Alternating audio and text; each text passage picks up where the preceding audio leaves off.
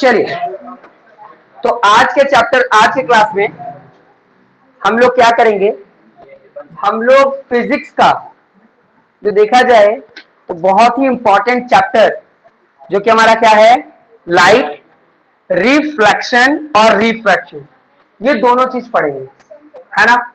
हम लोग इस चैप्टर में, क्योंकि फिजिक्स है और फिजिक्स जो होता है वो डे टू डे लाइफ में जो हमारे साथ आसपास में हो रहा है, जो डे टू डे लाइफ में हमारा सिनेरियो है, उसको हम लोग को समझाता है, उसको हम लोग को बताता है।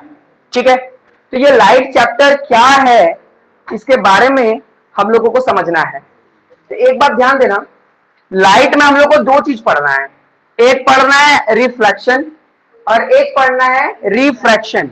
ठीक है, तो ये रिफ्लेक्शन क्या होता है, रिफ्रैक्शन क्या होता है, ये दोनों का दोनों चीज हम लोग लाइट में पढ़ेंगे। पहले लोग देखते हैं लाइट, तो ऑब्वियस सी बात है, लाइट हम लोग जानते हैं ये लाइट कहां से आ रहा है, इलेक्ट्रिसिटी से आ रहा है ना। इलेक्ट्रिसिटी की मदद से हम लोग लाइट ले रहे हैं, लेकिन कोई जरूरी है कि इलेक्ट्रिसिटी सिर्फ लाइट से ही आ रहा है। सुबह के समय तो लाइट नहीं भी रहता, मतलब इलेक्ट्रिसिटी नहीं भी रहता है, तब भी हमारे घर में लाइट रहता है। तो अल्टीमेट सोर्स कौन हो गया, अल्टीमेट सोर्स हो गया हमारा सन। ठीक है, या कभी कभी हम लोग ऐसा भी अज्यूम करते हैं कि रात में भी लाइट नहीं रहता, लेकिन फिर भी कभी कभी हम लोग एक वर्ड यूज करते हैं, अंजोरिया रात। कभी सुने हो अंजोरिया रात, इसको क्या बोलते हैं, यह हमेशा अंजोरिया रात या चांदनी रात जो भी बोलो, तो ये कब होता है, ये होता है हमारे मून के कारण और स्टार के कारण। बात समझ में आ रहा है। एक बात याद रखना, जिसका अपना खुद का लाइट होता है, जिसका खुद का लाइट होता है वही लाइट प्रोड्यूस कर रहा है, तो वैसे ऑब्जेक्ट को हम लोग लुमिनस ऑब्जेक्ट कहते हैं। क्या बोलते हैं हम लोग, लुमिनस ऑब्जेक्ट। लुमिनस, सिंपल सी बात है, लुमिनस वर्डिंग मतलब ये होता है ऐसा कोई ऑब्जेक्ट जिसका ओन मतलब खुद का क्या हो, लाइट हो, यानी जिसका खुद का लाइट हो, उससे को हम लोग लुमिनस ऑब्जेक्ट बोलते हैं। लेकिन ध्यान देना, मून का खुद का लाइट नहीं होता, वो क्या करता है, सूरज की जो रोशनी आती है उससे वो लाइट को क्या कर देता है, रिफ्लेक्ट कर देता है। तो मून हमारा क्या हो गया, नन लुमिनस। अच्छा, स्टार, क्या स्टार को सन की जरूरत पड़ती है, नहीं, ये तो उसका खुद का लाइट होता है, इसलिए हम इसको क्या बोलेंगे, लुमिनस ऑब्जेक्ट। तो बात समझ में आ गया होगा, लुमिनस ऑब्जेक्ट क्या है, लुमिनस ऑब्जेक्ट ऐसे ऑब्जेक्ट होते हैं जो जिनका खुद का लाइट हो। नॉन लुमिनस किसको बोलते हैं, जिनका खुद का लाइट ना हो। प्रत्याशा, मेरी बात समझ में आ रही है। सन के पास उसका लाइट एनर्जी कहां से आता है, और स्टार क्या है, कौन बोला, हाँ बोलो, हाँ। अब एक और बात, क्या कि अगर लाइट नहीं रहेगा, अगर लाइट नहीं रहेगा तो क्या हम किसी ऑब्जेक्ट को देख सकते हैं, बोलोगे सर मेरे पास तो आंख है, आंख है तब भी अगर लाइट नहीं रहेगा ना तो हम लोग नहीं देख पाएंगे। रात के समय लाइट बंद कर दो, यानी बल्ब बंद कर दो, है ना, और देखने की कोशिश करो, क्या देख पाओगे, नहीं देख पाओगे, ऑब्जेक्ट नहीं पता लगा पाओगे। यानी रात में देखने के लिए या दिन को देखने के लिए आंख की जरूरत है, लेकिन उससे ज्यादा जरूरत क्या चीज की है, लाइट का, क्योंकि लाइट का रिफ्लेक्शन ही होता है हमारे सराउंडिंग्स में, तभी हम लोग उस ऑब्जेक्ट को क्या कर पाते हैं, देख पाते हैं। तो एग्जांपल के तौर पर मान लो कि ये घर है, यहां से एक बल्ब से लाइट आ रहा है, ठीक है, यहां पर कोई ऑब्जेक्ट है, मतलब कोई पर्सन खड़ा है, ठीक है, आंखें हैं लेकिन उसको वो लाइट नहीं दिखाई दे रहा है, क्यों, क्योंकि ये इसका जो लाइट का रेज होगा ना वो किसी भी ऑब्जेक्ट से टकराकर बाउंस बैक करता है, वो इससे टकराकर बाउंस बैक करता है, इससे टकराकर बाउंस बैक करता है, और टकराकर जब तक उसके आंखों पर लाइट नहीं गिरेगा, जब तक उसके आंखों पर लाइट नहीं गिरेगा तब तक वो ऑब्जेक्ट उसको दिखेगा नहीं। यानी देखना, कोई पार्ट जो शैडो वाला पार्ट दिख रहा है आप लोग को, है ना, परछाई वाला पार्ट को देखो, तो परछाई वाला पार्ट क्या है, परछाई वाला वो पार्ट है जिसका लाइट पूरी तरीके से हमारे आंखों पे नहीं गिर रहा है, पूरी तरीके से नहीं गिर रहा है। जैसे ये देखो, ये अगर तुमको ये मेरा परछाई दिख रहा है, अगर ये परछाई है मतलब ये शैडो है, तो तुम्हारे आंखों पर इसका लाइट रेज जो है ना वो इसके मुकाबले कम पड़ रहा है, यानी हम भी, मेरे शरीर से भी लाइट टकरा कर छितरा रहा है, है ना, स्कैटर कर रहा है जिसको बोलते हैं, है ना। तो ये लाइट स्कैटर कर रहा है, एक से दूसरे जगह जा रहा है, तभी जाकर हमारे आंखों पे गिर रहा है, और हमारे आंखों पे गिर रहा है तभी उस ऑब्जेक्ट को हम लोग देख पा रहे हैं। अगर हमारे आंखों पर लाइट की रोशनी ना गिर पाए, अगर लाइट की रोशनी यानी लाइट हमारे आंखों तक ना एंटर करे, तो हम लोग उस ऑब्जेक्ट को देख ही नहीं पाएंगे। यानी पूरा का पूरा जो सिनेरियो है वो क्या है, वो डिपेंड करता है पूरा का पूरा किस पे, लाइट पर। अगर लाइट नहीं रहेगा तो हम लोग ऑब्जेक्ट को नहीं देख सकते। तो यहां पर यही बात आ रहा है। तो अब यहां पर देखने की बात है कि यहां से ये जो लाइट आ रहा है, यहां से ये बल्ब से लाइट आ रहा है, तो वो बल्ब का लाइट क्या हो रहा है, उससे टकरा रहा होगा, फिर वहां से उस पर टकरा रहा होगा, है ना, फिर किसी तरीके से टकरा टकरा के हमारे आंखों तक पहुंच रहा है। समझ में आ रहा है, किसी भी तरह टकरा करके हमारे आंखों पर डायरेक्टली आ जा रहा है। लेकिन जो परछाई का जो रोशनी है वो पूरी तरीके से हमारे आंखों पर नहीं गिर रहा है, इसलिए वो कैसा दिखाई दे रहा है, वो शैडो की तरह दिखाई दे रहा है। बात समझ में आ रहा है। अच्छा, तो इसका मतलब यह है कि वो लाइट मेरे से टकराया और मेरे से टकरा के तुम्हारे आंखों पे गया तो तुमको दिखाई दिया, तो क्या मेरा बॉडी लुमिनस है कि नॉन लुमिनस है, नॉन लुमिनस, क्योंकि मेरा बॉडी ऑन लाइट को प्रोड्यूस नहीं कर रहा है। अब यहां पर सबसे बड़ा मुद्दा ये क्वेश्चन उठता है कि ये बल्ब जो है, मान लो मेरे पास टॉर्च है, टॉर्च टॉर्च को हम लोग लुमिनस ऑब्जेक्ट बोलेंगे कि नॉन लुमिनस बोलेंगे, लुमिनस बोलेंगे, क्योंकि वो लाइट खुद से प्रोड्यूस किया, ना कि दूसरे को लेकर रिफ्लेक्ट किया। बात समझ में मेरी, यानी जो टॉर्च है ये क्या है, एक लुमिनस ऑब्जेक्ट है। कभी भी वर्ड आ जाए ना लुमिनस, समझ लेना कि वो खुद से लाइट प्रोड्यूस कर रहा है, प्रोड्यूस कर रहा है। और नॉन लुमिनस का मतलब क्या है कि वो दूसरे का लाइट ले करके रिफ्लेक्ट करवा दे रहा है। वो क्या करवा दे रहा है, रिफ्लेक्ट करवा दे रहा है। तो यहां पर जहां जितना पार्ट हम लोग देख पा रहे हैं एकदम क्लियरली, क्रिस्टल क्लियर देख पा रहे हैं, वो आंखों के कारण देख पा रहे हैं, लेकिन परछाई नहीं दिख रहा। क्यों, क्योंकि वो लाइट पूरा हमारे आंखों पर गिर रहा है। जो पार्ट का लाइट अगर पूरी तरीके से हमारे आंखों पर नहीं गिरेगा तो उसका क्या बनेगा, शैडो, उसका बनेगा परछाई। अब देखो जमीन के अंदर कोई वो वाला पार्ट है जहां पर हम लोग आंखें नहीं पहुंच पा रही है, हमारी आंखें नहीं पहुंच पा रही है, तो वहां क्या बन रहा होगा, ऑब्वियस सी बात है, वहां क्या बन रहा होगा, वहां बन रहा होगा शैडो। क्यों, क्योंकि वो लाइट टकरा करके मेरे आंखों तक नहीं पहुंचा, इधर उधर टकरा टकरा के रह गया। बात समझ आ रहा है। इसको समझाने के लिए मैं कुछ ऐसा समझा सकता हूं, तुम लोग बस छोटा, तुम लोग जंपिंग बॉल देखे हो कभी, जंपिंग बॉल, एक बार जंपिंग बॉल को एकदम जोर से चला दो, एक बार जोर से चला दो तो क्या होगा, वो बॉल इधर उधर बहुत जगह टकराएगा, हर जगह टकराएगा, टकराएगा कि नहीं टकराएगा, एकदम समझ लो वैसे ही इस लाइट का रेस भी टकरा रहा है, वैसे ही लाइट का रेस अलग अलग जगह टकरा रहा है लगातार। समझ में आया कि नहीं बताओ, प्रत्याशा समझ में आया ये लाइट क्या है। हाँ सर। ठीक है, अब मैं थोड़ा इसको पढ़ता हूं, देखो क्या लिखा हुआ है। Light is a form of energy. Light क्या है, एक फॉर्म ऑफ एनर्जी है। याद करो क्लास 9 में तुम लोग को जो मैं एनर्जी के बारे में पढ़ा भी रहा था, जब हम लोग एनर्जी पढ़ रहे थे, वर्क एंड एनर्जी, तो उसमें ना एनर्जी का डिफरेंट फॉर्म्स को बताने के लिए मैंने बताया था मेल्ट CN, तुम लोग को याद होगा शायद, है ना, मेल्ट CN। M का मतलब क्या था, मैकेनिकल एनर्जी, E का मतलब क्या था, इलेक्ट्रिकल एनर्जी, L का मतलब क्या था, लाइट एनर्जी। और उस क्लास में भी बताया था कि लाइट हम लोग को पढ़ना है क्लास 10 में, समझ में आ रहा है, और वो समय आ चुका है, लाइट पढ़ना शुरू कर दिए। तो लाइट क्या है, एक तरह का फॉर्म ऑफ एनर्जी है which is needed to see different things around us. मतलब आसपास में जितनी भी चीजें हम लोग देख पा रहे हैं ये सिर्फ लाइट के कारण। अगर लाइट ना पड़े तो पूरा अंधेरा हो जाता है, हम लोग को नहीं दिखाई देता। एक रूम में चले जाओ, लाइट बंद कर दो, कितना भी कोशिश कर लोगे तुमको ऑब्जेक्ट नहीं दिखाई देगा, टकरा कर गिर जाओगे, चोट लग जाएगा। लेकिन वही अगर लाइट ऑन कर दे, बल्ब ऑन कर दे, तो क्या होगा, वो लाइट हमारे आंखों तक पहुंचेगा और वो ऑब्जेक्ट को हम लोग देख पाएंगे। ये ऑब्जेक्ट हम इसलिए देख पा रहे हैं क्योंकि वहां से वो लाइट, या फिर हम इसी के बोर्ड की बात करते हैं, वहां से वो बोर्ड की लाइट यहाँ पर टकराई और टकराने के बाद मेरी आंखों पर पड़ी, इसलिए ये दिख रहा। वो तो आंख खराब हो गया ना, हाँ, तो उसका तो आंख खराब है। आंख भी जरूरत है, लाइट का भी जरूरत है, दोनों का जरूरत है। समझ में आया। चलिए नेक्स्ट लिखा हुआ है, we detect light with our eyes.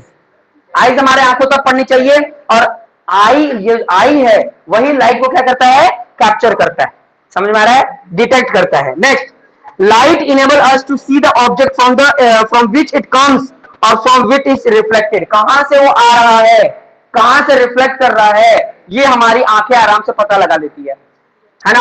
अगर कोई लाइट, एक बात याद रखना, कोई लाइट का सोर्स डायरेक्टली अगर हमारे आंखों पे आ रहा है ना, तो हमारा आंख प्रॉब्लम में आ जाता है।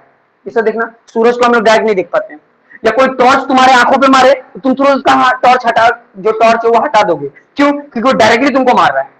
लेकिन वही लाइट अगर इधर उधर टकरा कर हमारे आंखों तक आ रहा है तो हम लोगों की आंखों में कोई प्रॉब्लम नहीं होता, क्योंकि वो टकराने के बाद उसकी वेलोसिटी थोड़ी कम हो जाती है। बात समझ में आ रहा है ना। लेकिन अगर कोई सीधा कोई लेजर लाइट आधा घंटा मार लो अपने आंखों में, फिर पूरा ब्लैक हो जाएगा जिंदगी, फिर लेजर लाइट मारने की जरूरत ही नहीं पड़ेगी। इसलिए लेजर लाइट को आंखों पे मारने से मना किया जाता है। ये देखना, बहुत सारे लोग क्या करते हैं, देखना जब रात में गाड़ी चलाते हैं, है ना, तो देखना जब वो बम्पर लोग होता है, बम्पर गाड़ी का जो बम्पर होता है, यानी गाड़ी का जो हेडलाइट होता है, वो ऊपर की ओर कर देते हैं, यानी आंखों की तरफ मारते हैं। वो गलत है, कानूनी रूप से गलती है। सरकार कानून बनाया है कि रात के समय पर हर गाड़ी वाला अपना डीपर यूज करेगा। डीपर मतलब ऊपर की ओर नहीं मार सकते। तुमको चेहरा देखने से क्या मतलब, तुम रोड ना देखो।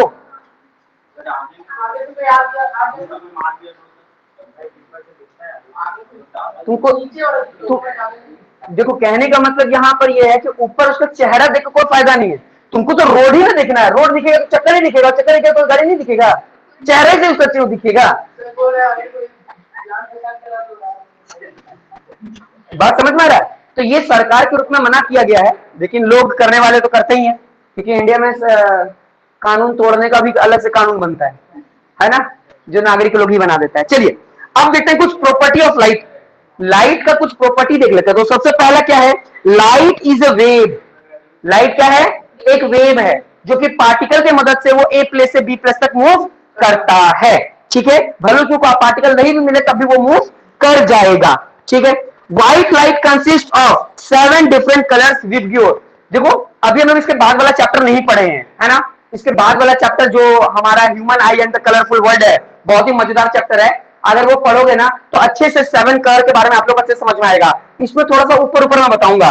ठीक है, तो यहाँ पे क्या बताया गया कि एक व्हाइट कलर जो होता है, एक व्हाइट कलर वो 7 रंग से मिलकर के बना है ना। उसमें डिफाइन मैं उस चैप्टर में करूंगा। बस अभी ऐसे समझ लो कि एक व्हाइट कलर, एक जो व्हाइट कलर है वो 7 डिफरेंट डिफरेंट कलर से बना है, जो कि क्या है, वेब गियोर। ठीक है, क्या है, violet, indigo, blue, green, yellow, orange, red, ये सब मिल जाएगा तो क्या बन जाएगा, व्हाइट कलर। समझ में आ गया। ठीक है, तो एक व्हाइट कलर जो है वो कॉम्बिनेशन है विबग्योर का। क्लियर है ना। एग्जाम में पूछ सकता है। ठीक है, और उसका सीक्वेंस भी पूछ लेता है। क्या बादल व्हाइट कलर दिख रहा है, तो वो तुम लाइट सॉरी ह्यूमन लाइट पढ़ोगे ना तो अच्छे समझ में आ जाएगा। यानी कहीं भी तुमको व्हाइट दिखा, कॉम्बिनेशन है। हाँ, नेचुरली।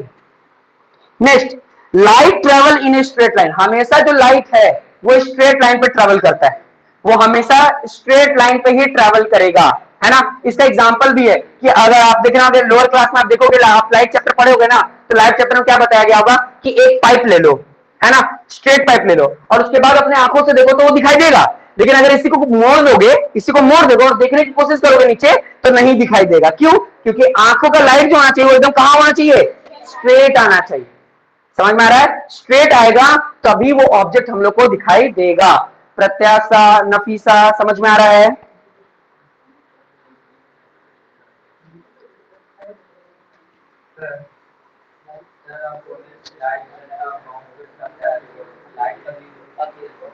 लाइट कभी नहीं रुकता, लाइट मूव कर जाता है, वहां रुकेगा नहीं, वो एब्जॉर्ब हो जाएगा, एब्जॉर्ब।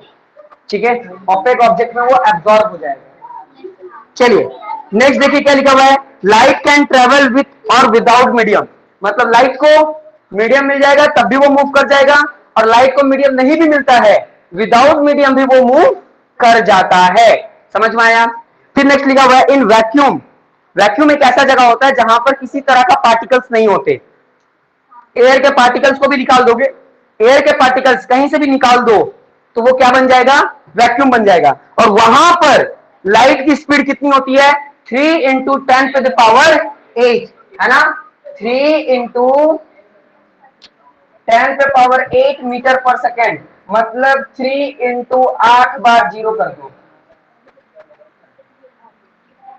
इतनी तेजी से लाइट ट्रेवल करता है, वो भी किसमें, वैक्यूम में। वैक्यूम मतलब ऐसा जगह जहां पर कोई भी पार्टिकल ना हो, एयर के पार्टिकल भी ना हो। समझ में आया? अगर एयर के पार्टिकल को भी निकाल दें तो वो जगह क्या बन जाता है, वैक्यूम बन जाता है। यानी ये यही दर्शाया जा रहा है कि लाइट विदाउट मीडियम भी ट्रेवल कर जाता है ना। यानी कहने का मतलब यह है कि जो लाइट है ना, अगर दोस्त रहे तब भी वो पढ़ेगा, और दोस्त ना भी रहे ना तो इसको कोई फर्क नहीं पड़ता है, तब भी ये पढ़ता है। अब तुम लोग देख लो, तुम लोग लाइट के जैसे हो कि नहीं, ठीक है। अच्छा, नेक्स्ट टॉपिक देखो हमारा क्या है, नेक्स्ट टॉपिक है नेचर ऑफ लाइट। ठीक है, लाइट दो तरीके से मिलता है। 12th क्लास में यही लाइट चैप्टर पढ़ना है और यहीं से स्टार्ट करना है, यही वाला चीज अभी जो मैं पढ़ा रहा हूं। क्या, दो तरह का, एक पढ़ना हम लोग को पार्टिकल थ्योरी, जिसको हम लोग नॉर्मल भाषा में रिफ्लेक्शन कहते हैं, रिफ्लेक्शन। वहां पर क्या पढ़ोगे, वहां रिफ्लेक्शन नहीं बोला जाएगा, वहां पर आपको पार्टिकल थ्योरी पढ़ाया जाएगा। समझ में आया? और एक होता है रिफ्रैक्शन, जिसको बोला जाता है वेव थ्योरी। क्या बोला जाता है, वेव थ्योरी। ये पार्टिकल थ्योरी है और ये वेव थ्योरी है, वहां पर यही सिखाया जाएगा। तो अभी मैं आपको पार्टिकल थ्योरी और वेव थ्योरी नहीं पढ़ाऊंगा, मैं आपको रिफ्लेक्शन और रिफ्रैक्शन पढ़ाऊंगा, क्योंकि पार्टिकल थ्योरी और वेव थ्योरी बहुत ज्यादा डीप है ना, 10th क्लास में ज्यादा डीप नहीं है। और ऊपर से सीबीएसई का रैशनलाइज भी आने वाला है। हम तो इस चैप्टर को इसलिए उठाए हैं क्योंकि हम जानते हैं कि इस चैप्टर पर ज्यादा डिलीट नहीं करेगा सीबीएसई, हमको जहां तक लगता है, क्योंकि ये चैप्टर बहुत इंपॉर्टेंट है। बोला तो है जुलाई के लास्ट तक। चलो, तो अब इसको समझाने के लिए मैं एक ओवरव्यू देता हूं, एक ओवरव्यू देता हूं। क्या, ध्यान देना।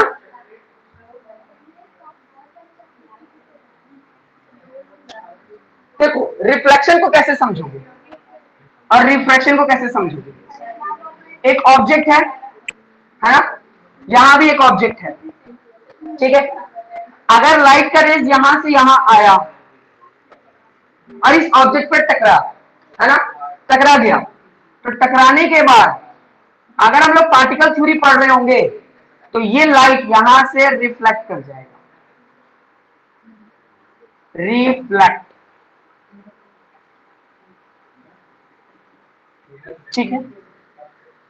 और अगर हम लोग रिफ्रैक्शन पढ़ रहे हैं तो कोई ऑब्जेक्ट अगर ऐसे टकराया तो वो ऐसे चला जाएगा, हाँ, ऐसा हो जाएगा, ये नॉर्मल। तो ये क्या हो गया, रिफ्रैक्ट। बस दोनों में अंतर देखो, अंतर देखने वाली बात यह है कि इसमें क्या है कि लाइट पहले जिस मीडियम में था बाद में भी वो इसी मीडियम में रह गया, इसका मतलब हो गया रिफ्लेक्शन। रिफ्लेक्शन मतलब रिफ्लेक्ट कर जाना। और इसका मतलब क्या हुआ कि लाइट एक मीडियम से दूसरे मीडियम में चला गया, है ना। एग्जांपल से समझो, ध्यान देना। अगर आईना में अपना चेहरा देखते हो तो वो रिफ्लेक्शन के कारण, वो रिफ्लेक्शन के कारण, बात समझ में आ रहा है, ठीक है। और आसमान में जो रेनबो देख रहे हो वो रिफ्रैक्शन के कारण, बात समझ में आ रहा है। या फिर आप किसी गिलास के अंदर पानी रख दियो और पानी में आप अपना कोई ऑब्जेक्ट रख दिया और ऑब्जेक्ट आपको बड़ा या छोटा दिख रहा है ना, वो भी किसके कारण, रिफ्रैक्शन के कारण। यानी एक है पार्टिकल थ्योरी और एक है वेव थ्योरी। यहां पर किसी तरीके से प्रूफ नहीं करना है, प्रूफ 12th क्लास में करना है। अभी सिर्फ समझना है कि रिफ्लेक्शन क्या है और रिफ्रैक्शन क्या है। बात इंट्रोडक्शन का है कि लाइट का इंट्रोडक्शन तुम लोग को समझ में आया कि नहीं आया, ये बताओ। अभी तक जितना पढ़ा है वो समझ में आ रहा है कि नहीं आ रहा है, प्रत्याशा, नफीसा, समझ में आ रहा है? मैग्नीफाइंग ग्लास, वो तो सिर्फ थोड़ा अभी मैग्नीफाइंग ज्वाइन कर किए। रहा है। अच्छा, देखो असलियत में उसमें रिफ्लेक्शन हो रहा है, समझ में आया? वो तो देखो, वो छोटा बड़ा दिख रहा है, वो उसमें रिफ्लेक्शन बहुत सारा चीज है, उसमें बहुत सारे मैटर हैं, ये बहुत सारे पार्टिकल्स हैं। यानी कोई ऑब्जेक्ट जब एक मीडियम से दूसरे मीडियम में जाएगा तब ऐसा होगा, है ना? तुम भी अगर लाइट के रेज को किसी एक मीडियम से दूसरे मीडियम तक लेकर जाओगे तब ये होगा। अब ये वाला बात थोड़ा समझने में तुमको दिक्कत होगा, क्योंकि अभी हम ना रिफ्रैक्टिव इंडेक्स पढ़ाए नहीं है, इसलिए साथ थोड़ा दिक्कत होगा। थोड़ा सा पेशेंस रखो, सारा चीज क्लियर कर दूंगा। इतनी बात समझ में है कि नहीं? 1 मिनट का टाइम देता हूं, पढ़ लो, और किसी भी तरह का डाउट है तो पूछो। इलेक्ट्रोमैग्नेटिक वेव मतलब कि जो लाइट होता है ना, वो इलेक्ट्रोमैग्नेटिक वेव के कारण ए प्लेस से बी प्लेस तक मूव करता है, उस वेव को ही बोलते हैं इलेक्ट्रोमैग्नेटिक वेव।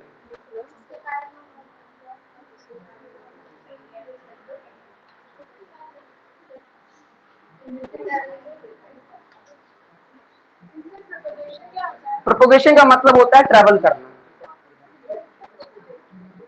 ये वाला बुक चाहिए किसी को पढ़ने के लिए?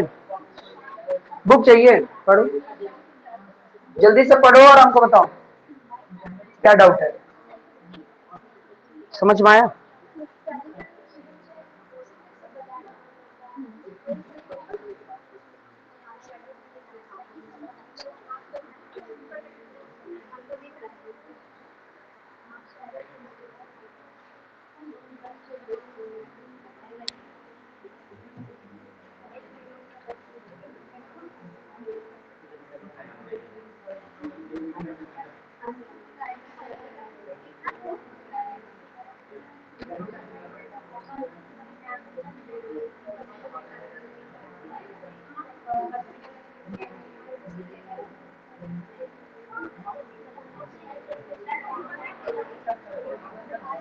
बना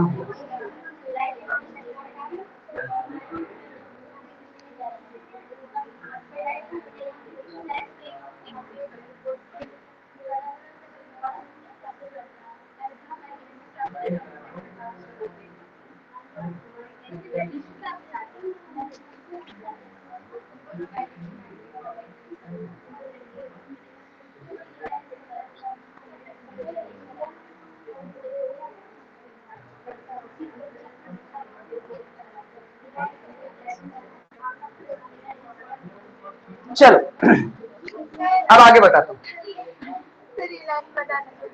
लिखा हुआ है कि light is a wave, light एक तरह का वेव है, यानी वेव के द्वारा ए प्लेस से बी प्लेस तक जाता है, ठीक है? ऑफ विजिबल रेंज मतलब वहीं तक जाता है जहां तक हम लोग देख पा रहे हैं, यानी देखने का तरीका क्या है उसको, इलेक्ट्रोमैग्नेटिक वेव, ठीक है? चलिए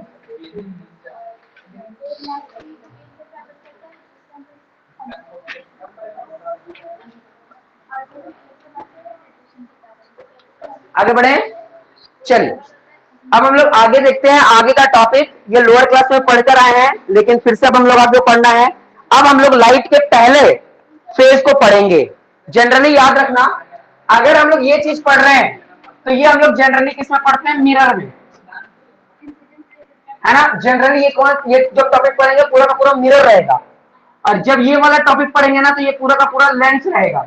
यानी लेंस की बात होती है तो जनरली हम लोग रिफ्रैक्शन के बारे में बात करते हैं, और मिरर होता है तो किसकी बात करते हैं हम लोग, रिफ्लेक्शन की बात होती है जनरली, ठीक है? तो अभी हम लोग मिरर के बारे में पढ़ेंगे, यानी पूरा का पूरा रिफ्लेक्शन पढ़ेंगे, ठीक है? अब रिफ्लेक्शन का मतलब क्या होता है? रिफ्लेक्शन का मतलब होता है कि अगर कोई लाइट का रे, ठीक है, अगर कोई लाइट का रे किसी पॉलिश्ड सरफेस पे गिरे, अगर कोई लाइट का रे, है ना, ये मान लो कि मेरा टॉर्च था,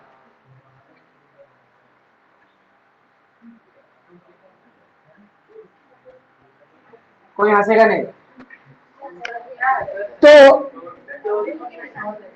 लाइट का रे, है ना, अगर किसी पॉलिश्ड सरफेस पर, मतलब ये मिरर है मान लो मेरा, ठीक है, तो यहां पर ऐसा बना देता हूं, ये पॉलिश्ड सरफेस है, ये ऊपर वाला पॉलिश्ड है, ये अनपॉलिश्ड है, ठीक है? यानी मिरर का देखना वो पार्ट जिसको हम लोग देख पाते हैं, ये ऊपर वाला है, जो मिरर जनरली जिसमें हम लोग अपने आप को देख रहे हैं वो आगे वाला है, उसको पॉलिश सरफेस बोलते हैं।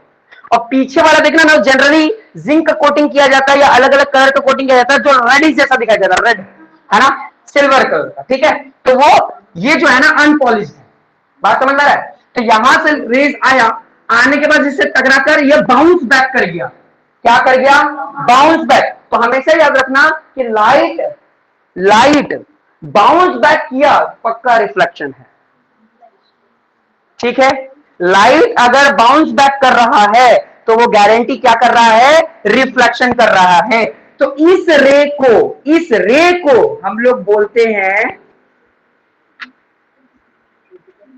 Incident ray. बात समझ में आ रहा है। और उसके बाद यहां से ऐसा गया, तो इस रे को यानी मैं अगर नेमिंग कर दूं या ए या बी या सी, तो मेरा ए बी जो है, ए बी वो इंसिडेंट रे है, और जो मेरा बीसी है वो मेरा है रिफ्लेक्टेड रे। एक बात याद रखना, इसमें जनरली जो बच्चे गलती करते हैं एग्जाम में, क्या ये एरो नहीं बनाते हैं। ये एरो बनाना इतना इंपॉर्टेंट है जितना इंपॉर्टेंट एक मैथ में यूनिट लिखना। याद रखना, लाइट चैप्टर में और मैथ चैप्टर में मैथ जब सॉल्व करते हैं और बच्चा यूनिट ना लिखे तो टीचर कितना नंबर काट सकते हैं। उसी तरीके से लाइट चैप्टर में बच्चा अगर एरो ना बनाए, ये एरो नहीं, ये वाला, कि वो लाइट किधर आ रहा है, उतना ही इंपॉर्टेंट ये रे, लाइट का रे है।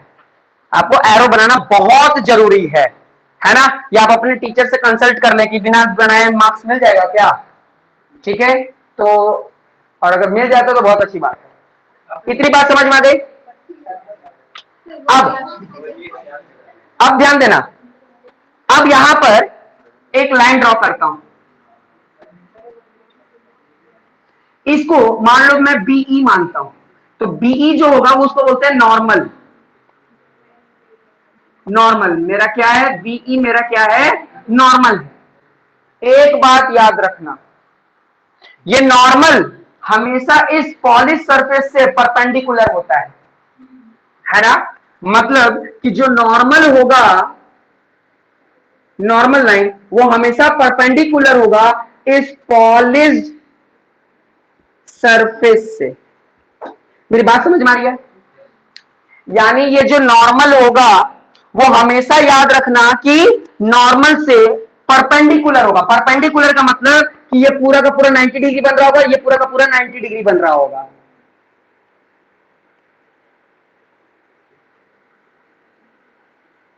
समझ में आया। अब जब ये चीज समझ में आ गया तो इसमें हम लोग को बहुत इंपॉर्टेंट जो पढ़ना है वो पढ़ना है लॉज ऑफ रिफ्लेक्शन।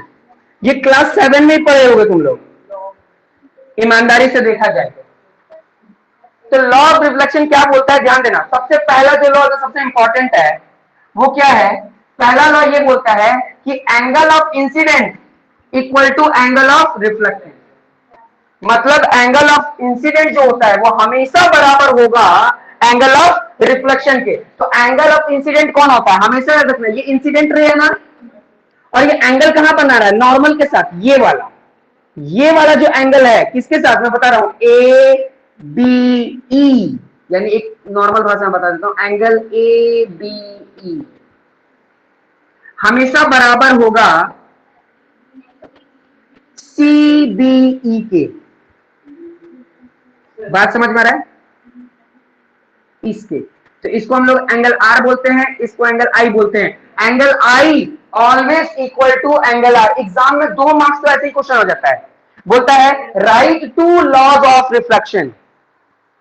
एग्जाम पूछता है राइट 2 लॉज ऑफ रिफ्लेक्शन। तो 2 लॉ लाइट का क्या है, पहला लॉ तो समझ गए क्या, कि incident ray and reflected ray always equal.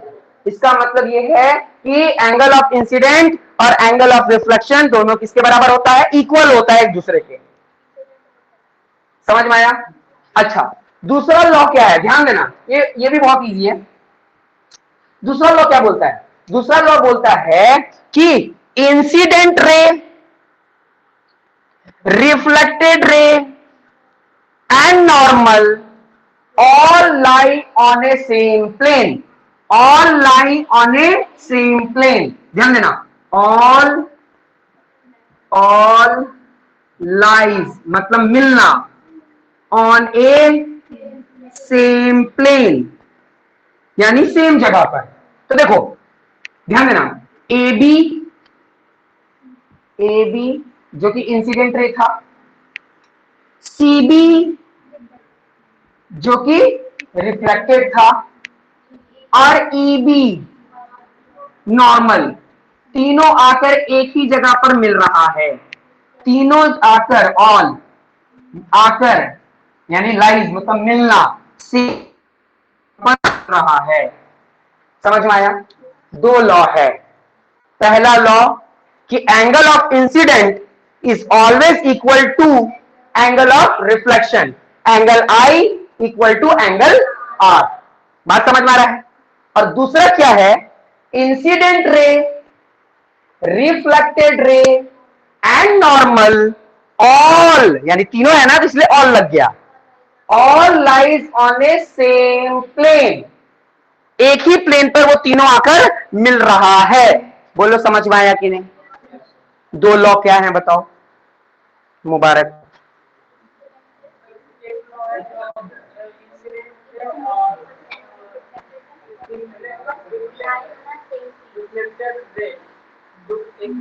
दोनों का एंगल, दूसरा क्या है?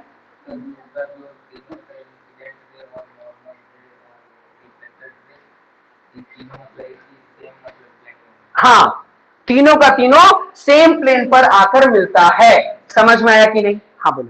अगर लाइट हाँ नॉर्मल पे गिरे तब भी, अब देखो ध्यान देना, बहुत अच्छा क्वेश्चन है ये। देखो ये नॉर्मल मान लो मेरा पॉलिस्टर, ठीक है, इंसिडेंट रे यहीं पर टकराकर बाउंस बच गया, मेरा नॉर्मल भी यही यही यही इंसिडेंट, यही मेरा।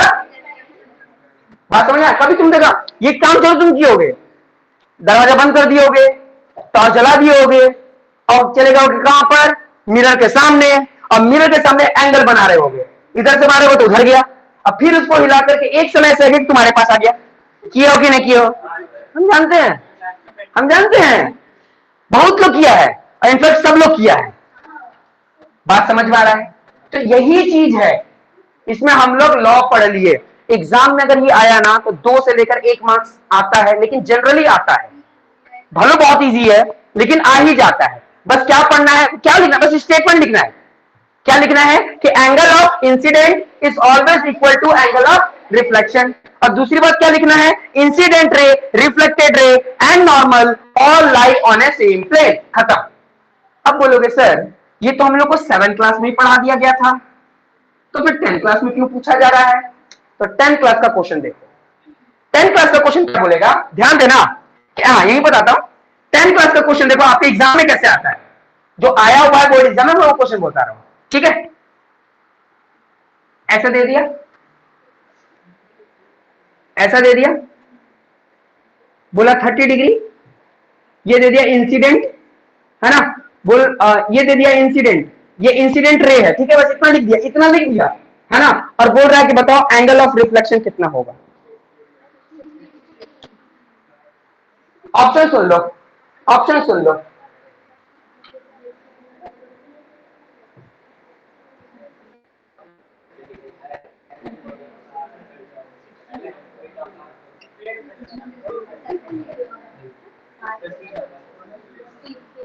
क्या लगता है तुमको? 60 डिग्री। तुमको? जल्दी जल्दी बोलो, जल्दी जल्दी अगर पता है।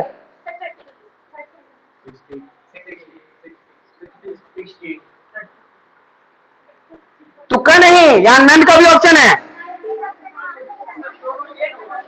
अब ये तो हमको भी नहीं पता है, बोलो जल्दी से।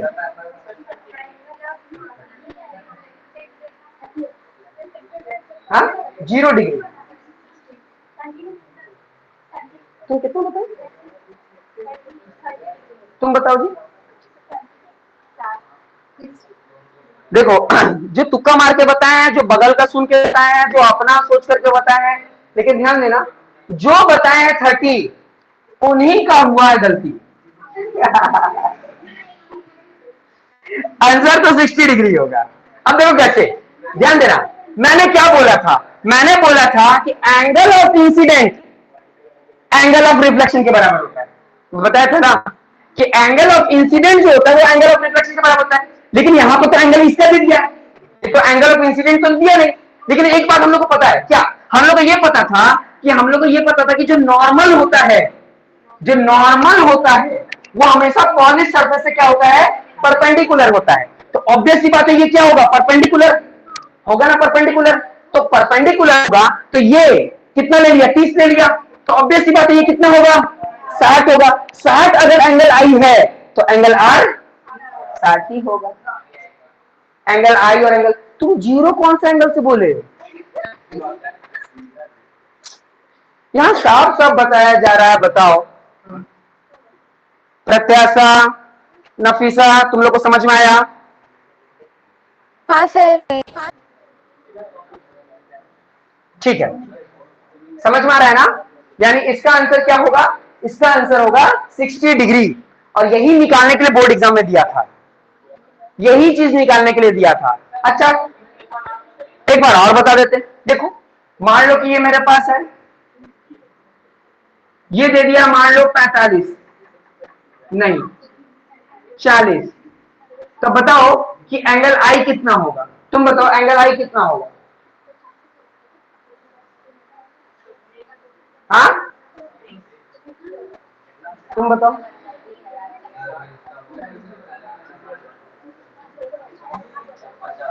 50, क्योंकि ये पूरा का पूरा कितना होता है, 90 होता है, जिसमें से ये कितना ले लिया, 40 ले लिया, तो ये कितना बचा, 50। और ये जितना होगा इधर भी एंगल उतना ही होगा। बात समझ में आ रहा है? अच्छा एक और क्वेश्चन ध्यान देना, इसी से रिलेटेड क्वेश्चन यहां पर देखो, इस बार ऑनलाइन वाले पहले बताएंगे।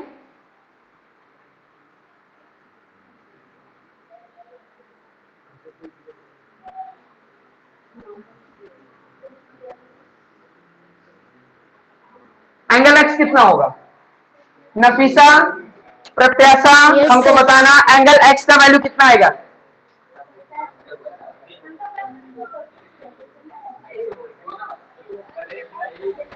Sir 70, sir 80।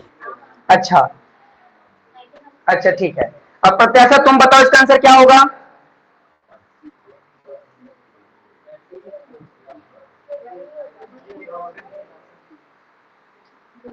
प्रत्याशा तुम्हें पता है,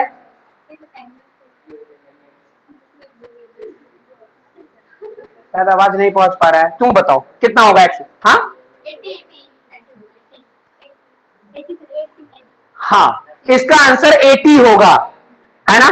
क्यों? क्योंकि देखो ध्यान देना, अगर ये 10 है तो ये भी 10 ही होगा, angle I equal to angle R, ये 10 है तो ये भी 10 होगा, ठीक है। और हम लोग जानते हैं ये पूरा कितना होगा, 90 डिग्री का, तो ये 10 है तो सिंपल सी बात है ये 80 होगा, तभी तो एक नंबर का क्वेश्चन बोर्ड में आता है।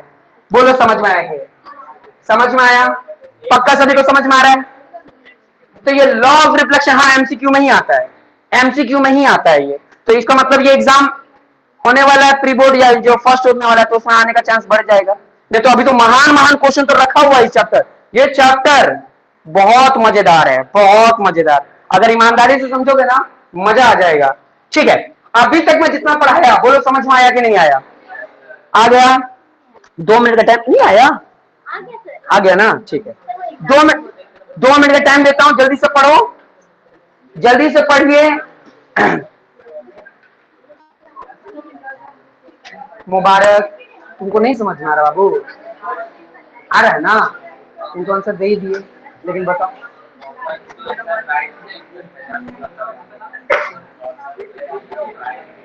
हाँ तो हाँ उसके पास ही गिर गया ना, एकदम पूरा गिर गया।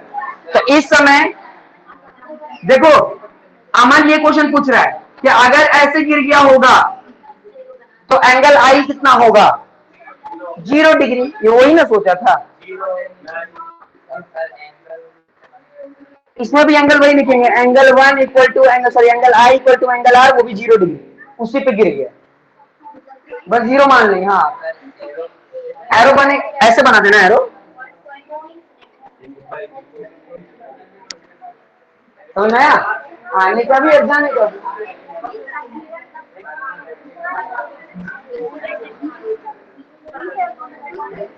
जल्दी से पढ़िए और जो डाउट है जल्दी से पूछिए। उधर पीछे समझ में आ रहा है? चलिए तुम जाना है क्या? समझ में आ रहा है ना?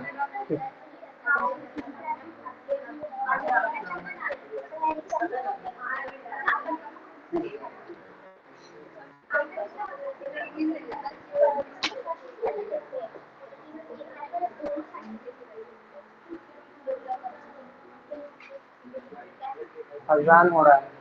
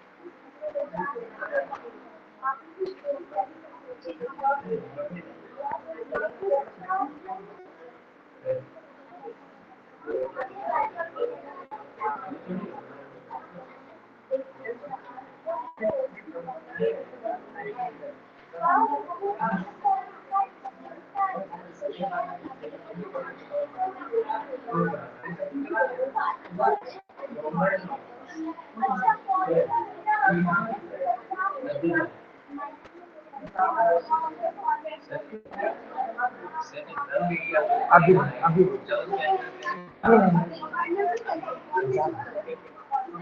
अजान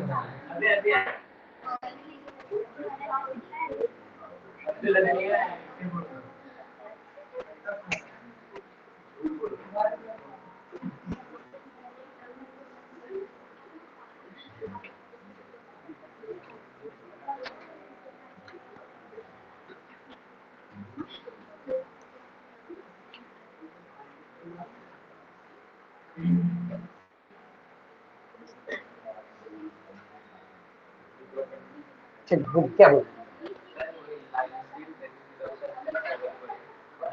जोर से देखो। एक तो हम ये लगा के रखे हैं ऊपर से।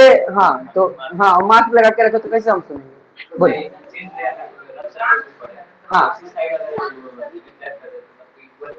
हाँ तब भी वो यही बात है कि अगर पॉलिश ऐसा सरफेस हो, चाहे वो अनपॉलिश्ड हो, है ना, या इस तरीके से हो, है ना, तब भी वो लॉ ऑफ रिफ्लेक्शन को फॉलो करता है। लॉ ऑफ रिफ्लेक्शन को हाँ फॉलो करेगा। समझ में आ गया? चलिए अब आज के क्लास का लास्ट टॉपिक पढ़ेंगे।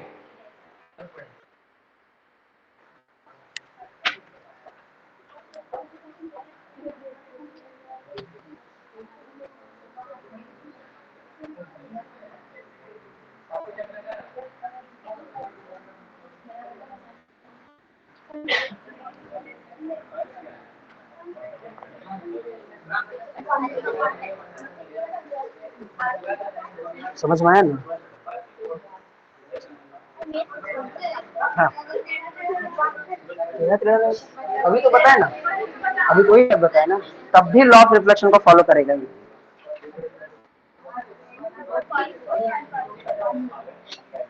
अब देखो कैरेक्टरिस्टिक्स समझेंगे, ठीक है?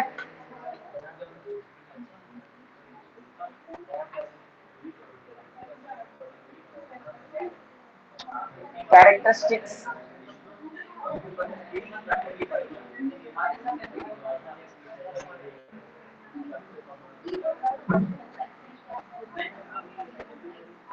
देखो यहाँ पर प्लेन मिरर क्यों पढ़ रहे हैं? प्लेन मिरर इसलिए पढ़ रहे हैं क्योंकि एक कर्व मिरर भी आता है, ठीक है ना, कर्व्ड मिरर भी आता है, लेकिन हम लोग को प्लेन मिरर के बारे में पढ़ना है। ये टॉपिक भी एग्जाम में पूछता है, ठीक है? तो रिकॉर्डिंग स्टार्ट कर देते हैं पहले।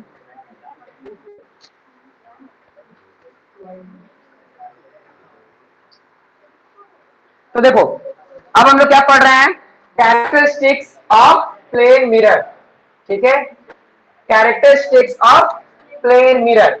अब जो प्लेन मिरर होता है, देखो मिरर दो तरह के आते हैं, मिरर दो तरह के आते हैं, एक होता है प्लेन मिरर और एक आता है कर्व्ड मिरर, है ना, कर्व। लेकिन अभी हम लोग को पहले प्लेन मिरर के बारे में पढ़ना है।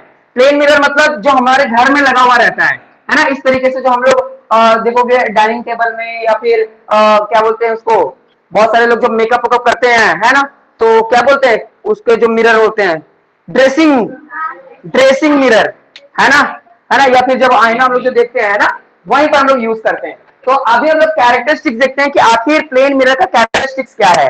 तो सबसे पहली बात ध्यान देना, सबसे पहली बात क्या लिखा हुआ है, the image of an real object is always virtual. यानी अब यहां पर आप लोगों को मैंने इंसिडेंट ये सब बता दिया। अब यहां पर पहले हमको रियल और वर्चुअल बताना पड़ेगा कि रियल ऑब्जेक्ट क्या होता है, वर्चुअल ऑब्जेक्ट क्या होता है। ध्यान देना कि कैरेक्टरिस्टिक को समझने के लिए रियल ऑब्जेक्ट और वर्चुअल ऑब्जेक्ट समझना होगा कि रियल ऑब्जेक्ट क्या है और वर्चुअल ऑब्जेक्ट क्या है। रियल ऑब्जेक्ट मतलब ऐसा ऑब्जेक्ट जिसका इमेज स्क्रीन पे बन जाए, जिसका इमेज स्क्रीन पर बन जाए, वैसे ऑब्जेक्ट को रियल इमेज कहते हैं। इमेज दो तरह के होते हैं, अभी मैं बता रहा हूं, मैं जान रहा हूं कि अभी थोड़ा सा इसमें दिक्कत होगा। इमेज देखो, एक ऑब्जेक्ट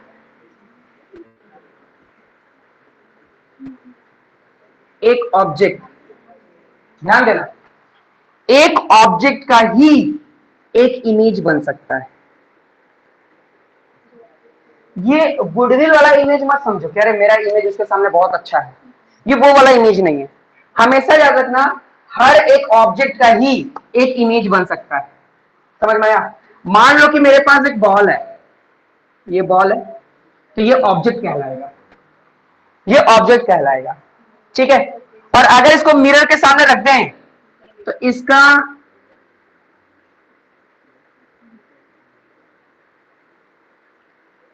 ये इमेज कहलाएगा। इमेज का मतलब होता है इमेजिनरी, इसको माना जाता है।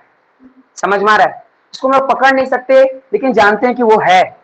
जैसे मैं एक ऑब्जेक्ट हूं, मैं एक ऑब्जेक्ट हूं, लेकिन मैं मेरा जो ऑब्जेक्ट, मेरा जो प्रतिबिंब बनेगा कहां पर, मेरा जो रिफ्लेक्शन बनेगा मिरर पर, तो वो जो दिखेगा वो उसको इमेज कहेंगे। उसको क्या कहेंगे? इमेज। जैसे मान लो ये बुक है, ध्यान देना मेरी बात को समझना, समझोगे तो ही समझ में आएगा, फिजिक्स है बाबू, है ना। ये बुक है, तो बुक है, साथ ही साथ इसको हम लोग ऑब्जेक्ट बोलेंगे।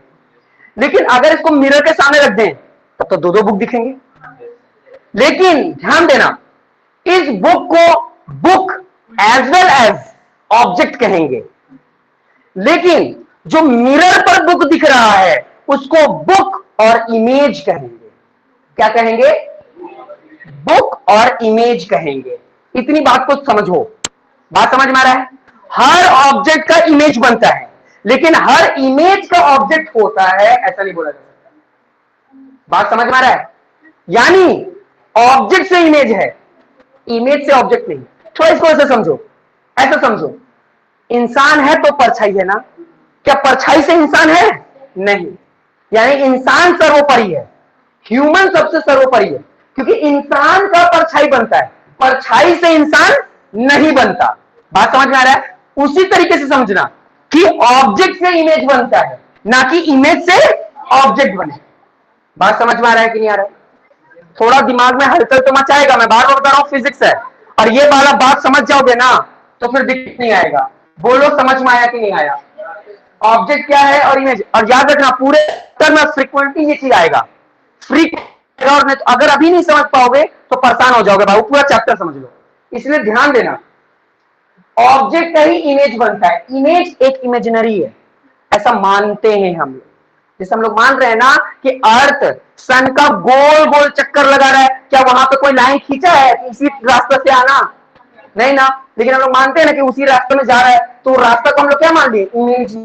इमेज कर लिए, मान लिए हैं, मैथ के भाषा में एज्यूम कर लिए हैं। बात समझ में आया?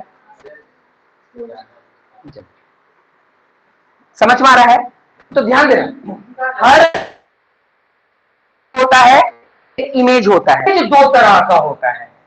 इमेज दो, एक होता है वर्चुअल इमेज। अब इसको समझना और जरूरी है। एक बात याद रखना, कहीं भी रियल और वर्चुअल नहीं, वो भी रहेगा, वो हमेशा क्या रहेगा? रियल ही रहेगा। लेकिन जो इमेज है वो रियल और वर्चुअल दोनों हो। और लेकिन यहां ये रियल का मतलब अलग है और इस रियल और वर्चुअल का मतलब अलग है। ध्यान देना, इस रियल का मतलब हम लोग ऐसे मानते हैं उसको छुट्टी काट लें, उसको छू लें, उसको महसूस कर लें, है ना। लेकिन इसमें वो छूना महसूस करने वाला नहीं है। अब जो मैं बात बताऊंगा ध्यान समझना, रियल का मतलब होता है विच ऑब्टेन ऑन स्क्रीन। और ये क्या है?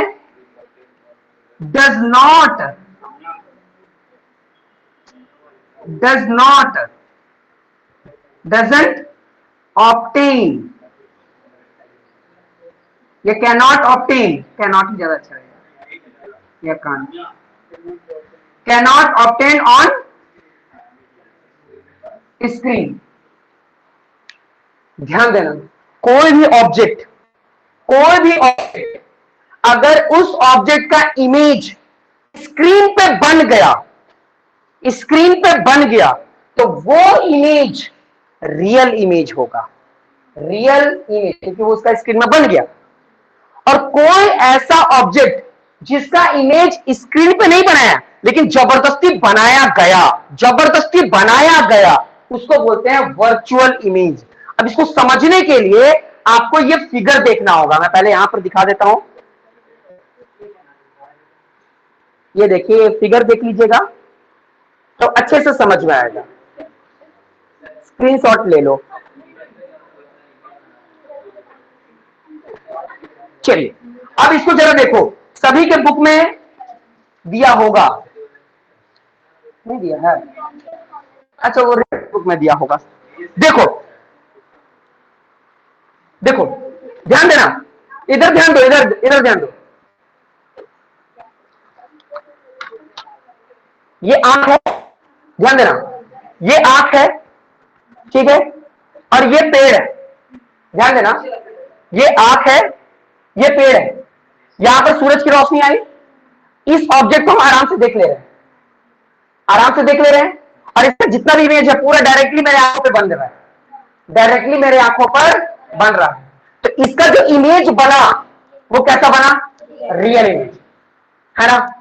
और जरा इसको देखो, हम जिधर देख रहे थे पीछे पेड़ था, हम इधर की ओर देख रहे थे, तो हम जानबूझ के देखो इसका इमेज एक्स्ट्रापोलेट करके बनाया गया, एक्स्ट्रापोलेट करके हम ऐसा एज्यूम कर लिए कि यहां पर पेड़ होगा जबकि पेड़ मेरे पीछे था। बात समझ में रहा है? तो वैसा इमेज हमारा वर्चुअल इमेज होगा। फिर से बताता हूं, ऐसे नहीं समझ में आएगा, ध्यान देना, मेरी बात को ध्यान समझो। जैसे मान लो कि अगर ये मोबाइल मेरे पास में रखा हुआ है, या इसी की बात करते हैं, इसी का, ये मार्कर की बात करते हैं, ठीक है, ये मार्कर मेरे पास में रखा हुआ है, ठीक है, तो मैं इसको देख रहा हूं, ये ऑब्जेक्ट है, इसके ऑब्जेक्ट से मेरा लाइट का रेज मेरे आंखों पर पड़ रहा है, और इसका लाइट का रेज जो मेरे आंखों पे पड़ रहा है वो डायरेक्टली मेरे आंखों पे बना, मेरे स्क्रीन पे बन गया, मेरे आंखों के स्क्रीन पे ये आ गया, मेरे आंखों के स्क्रीन पे आ गया, ऑब्टेन्ड ऑन स्क्रीन। तो ऑब्जेक्ट की बात, ये ऑब्जेक्ट है, इसका अब जो भी दिखेगा मेरे आंखों के अंदर दिख रहा होगा, तो आंखों के अंदर दिख रहा है तो इसका क्या दिखेगा? मेरे को इमेज दिखेगा। कैसा इमेज दिखेगा? रियल इमेज दिखेगा। लेकिन अगर ये यहां पर रखा हुआ है, मेरे साइड बाय साइड रखा हुआ है, ध्यान देना, मेरे साइड बाय साइड रखा हुआ है, यहां पर मिरर रख दिया, यहां से मिरर, तो मिरर का रिफ्लेक्शन यहां आया, यहां से फिर मेरे आंखों में गिरा, तो मेरा आंख सोचेगा, मेरा आंख सोचा ना कि यहां पर होगा, क्या असली में वहां पर है? ये नहीं है, लेकिन हम, मेरा आंख क्या माना? कि यहीं पर होगा, यहां पर होगा, तो वो मान लिया, एज्यूम कर दिया, असलियत में नहीं है। तो ऐसा इमेज जो असलियत में मेरे आंखों की स्क्रीन पे नहीं बना, के स्क्रीन पर नहीं बना, वैसा इमेज, इसी ऑब्जेक्ट का इमेज बनाना मेरे, लेकिन ये क्या डायरेक्ट मेरे आंखों से बना? ये तो इस मिरर के कारण बना, दूसरे की मदद से बना। यहां से गया रेज यहां, फिर वहां से टकरा के मेरे आंखों पर आया, तब मेरा इमेज, इस ऑब्जेक्ट का इमेज मेरे आंखों पे बना। तो वो इमेज ओरिजिनली मेरे आंखों पे तो नहीं हुआ, वो तो इस मिरर के कारण मेरे आंखों पे पड़ा है। इसलिए इस इमेज को हम वर्चुअल इमेज कहते हैं। ये बात जल्दी बच्चों को समझ में आता नहीं, लेकिन हम पूरा कोशिश करेंगे समझाने।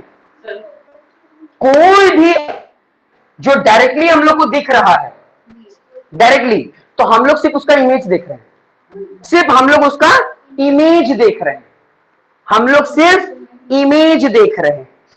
बात समझ में आ रहा है? बोला जाता है ना कि कोई भी इंसान अपना चेहरा असलियत में कभी नहीं देखा है। असलियत मतलब वो किसमें देखा होगा? नकलियत में, है ना? तो नकली मतलब हमेशा वो अपना चेहरा किसमें देख रहा है? मिरर में। मिरर में उसका रिफ्लेक्ट करके उसके आंखों पे आ रहा है, तो असली इमेज उसका नहीं ना है, वो तो नकली वाला है, यानी वो वर्चुअल है। हाँ, लेकिन हम सानिया का इमेज रियल देख रहे हैं, लेकिन सानिया अपना इमेज कभी भी जिंदगी में रियल नहीं देख पाएगी। तो लेकिन सानिया मेरा इमेज रियल देख रही है। मेरी बात समझ में आ रही कि नहीं आ रही है? हर ऑब्जेक्ट का जो देखा जाता है वो इमेज देखा जाता है। अब इमेज दो तरह का होता है, रियल इमेज और वर्चुअल इमेज। वर्चुअल इमेज मतलब जो मिरर के द्वारा हम लोग देख रहे हैं, मिरर के द्वारा हमारे स्क्रीन पे पड़ा, समझ में आया? जो डायरेक्टली हमारे स्क्रीन, हमारे आंखों के स्क्रीन पर पड़ जाए, जो डायरेक्टली हमारे स्क्रीन पे बने, डायरेक्टली, समझ में आ रहा है? तो उसको हम लोग क्या मानते हैं? Real image, directly. और जिसको जबरदस्ती देखकर बनाया जाता है उसको क्या बनाते हैं? वर्चुअल। एग्जाम में पूछा जाता है what are the difference between real image and virtual image. इसमें ये चीज लिखना तो बहुत जरूरी है, अगर ये नहीं लिखोगे ना तो आंसर कंप्लीट होगा ही नहीं। समझ में आया? कोई भी ऐसा इमेज जो स्क्रीन पे बन जाए वैसा इमेज रियल इमेज कहलाता है। कोई भी इमेज अगर स्क्रीन पे ना बने वैसे इमेज को हम लोग वर्चुअल इमेज कहते हैं। बोलो क्या क्वेश्चन?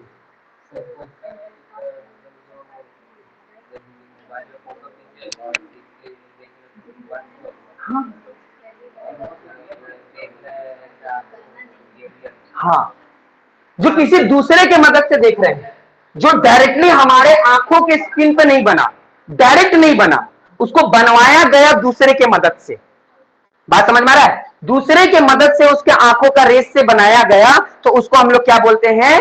उसको हम लोग बोलते हैं वर्चुअल इमेज। जो स्क्रीन पर ऑब्टेन नहीं हो पाया, जो स्क्रीन पर बन गया, उसी को बोलते हैं रियल इमेज। जो स्क्रीन पर नहीं बन पाया उसको बोलते हैं वर्चुअल इमेज। बोलो समझ में आया कि नहीं? थोड़ा सा और आगे हम लोग इसको समझेंगे तो ये क्लियर हो जाएगा। बात समझ में आ रहा है?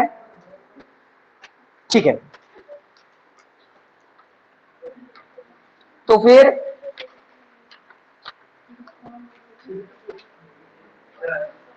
हाँ बोलो।